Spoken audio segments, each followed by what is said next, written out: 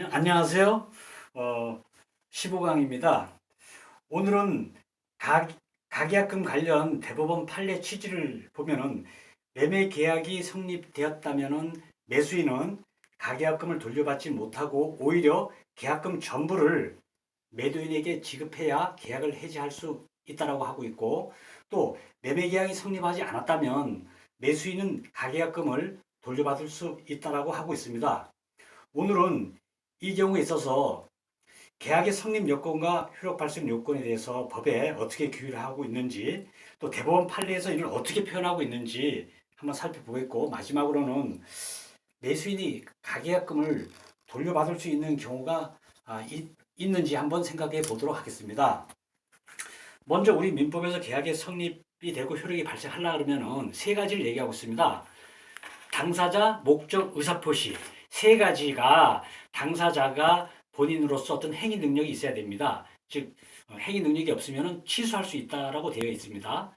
즉 예를 들면 행위 무능력자인 미성년자와 거래를 했을 때 그런 경우겠죠.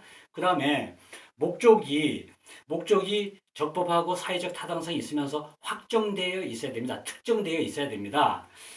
그래서 두 번째 그 요건이 이 목적이 확정되어 있어야 되고 그렇지 않으면은 무효가 됩니다.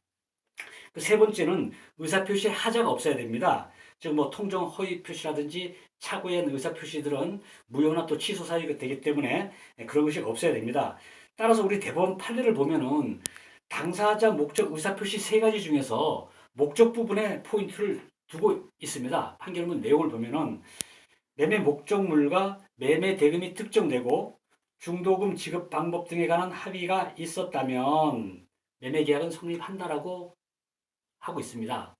여기에서 매매 목적물이 특정된다. 이것은 소재지라든지 예를 들면 아파트 몇 호라든지 이렇게 특정돼야 되고, 그 다음에 매매 대금이 특정돼야 된다는 얘기는 매매 가격이 15억 원이었죠. 15억 원에 계약금 10% 1억 5천만 원 이렇게 이제 매매 대금이 측정돼야 되고, 중도금 등 지급 방법에 관한 합의가 있어야 된다. 이것은 체결 일자라든지 중도금 언제 얼마를 지급하고 언제 잔금 얼마를 지급하고 이러한 그 표현이 이러한 그 내용이 있어야 된다 이런 얘기입니다.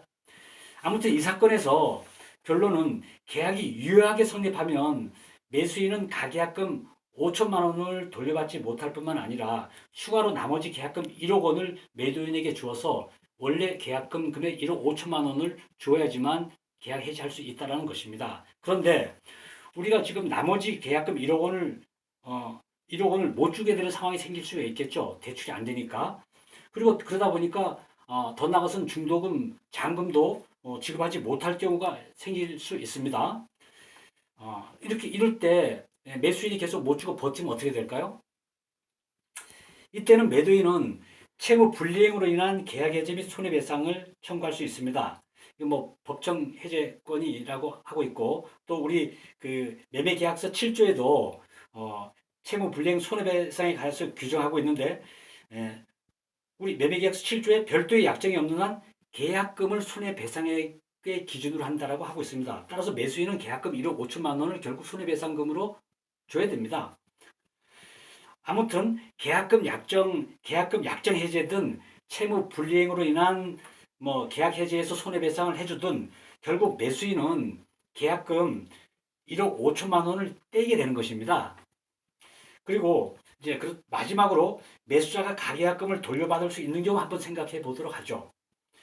그 계약이 유효하게 성립하지 않은 점을 좀 봐야 되겠죠. 우리가 당사자 목적 의사표시 이 세 가지 중에 어떤 문제가 있어가지고 무효나 취소 사유가 있는지 한번 점검해 볼 필요는 있겠습니다. 두 번째로는 2019년 12월 16일 대출 금지 조치로 인해서 15억 원짜리 아파트인 경우는 대출 금지가 되어서 중도금, 잔금 등 계약금 일부 나머지 잔금을 못 줄 수 있는 경우가 생길 수 있습니다. 이때는 사정 변경의 원칙에 의한 그 해제권이 발생이 가능한지도 한번 검토해 볼 필요가 있지 않을까 생각합니다. 물론 우리 판례는 굉장히 부정적으로 잘 인정을 안 해주고 있습니다. 계약 체결 당시 예상하지 못했고 예상할 수 없었던 현장 사정 변경의 원칙이 생겼을 때, 객관적인 사정 변경이 생겼을 때 민법 2조의 신의칙에 반하게 돼서 계약 해지를 할 수 있느냐 이런 문제입니다. 이상의 내용들로 보아서 가계약이라고 가볍게 생각하지 마시고 신중히 계약 체결해야 할 것으로 보입니다. 이상입니다.